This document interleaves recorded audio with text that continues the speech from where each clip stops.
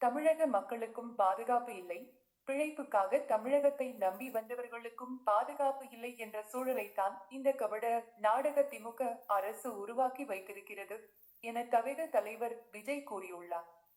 இது தொடர்பாக அவர் வெளியிட்ட அறிக்கையில் கூறியுள்ளதாவது: தமிழகத்தில் சட்டம் ஒழுங்கு சீரழிந்து விட்டது என்பதற்கு சான்றாக நாள்தோறும் குற்ற சம்பவங்கள் அதிகரித்து வருகின்றன.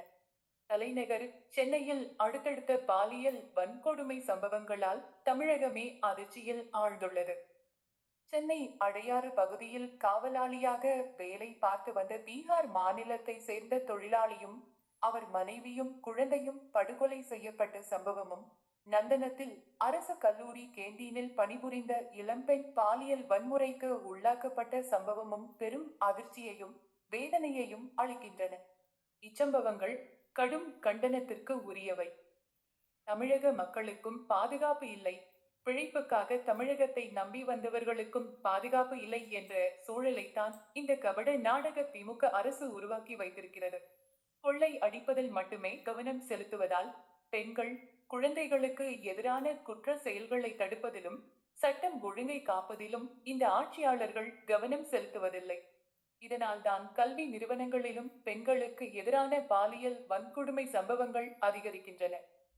குற்றவாளிகளுக்கு கடும் தண்டனை வாங்கி கொடுக்க வேண்டிய அரசு மெத்தன போக்கை கடைபிடிப்பதால் கொடுங்குற்றங்களில் ஈடுபட சமூக விரோத கும்பல்களுக்கு துணிச்சல் வருவதாக பொதுமக்கள் குற்றம் சாட்டுகின்றனர். குற்ற செயல்களில் ஈடுபட்டவர்களுக்கு தண்டனை பெற்றுத்தர உடனடியாக உரிய நடவடிக்கை எடுக்க வேண்டும்.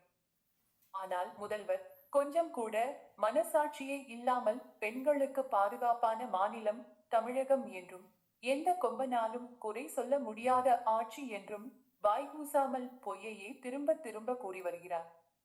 ஆட்சியின் இறுதி கால நாள்களை எண்ணிக்கொண்டிருக்கும் முதல்வர் இனி இருக்கும் கொஞ்சம் நாட்களிலாவது சட்டம் ஒழுங்கை பாதுகாக்க தேவையான நடவடிக்கைகளை எடுக்க வேண்டும்.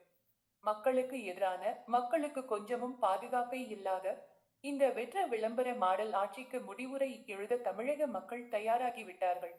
இவ்வாறு அந்த அறிக்கையில் விஜய் கூறியுள்ளார்.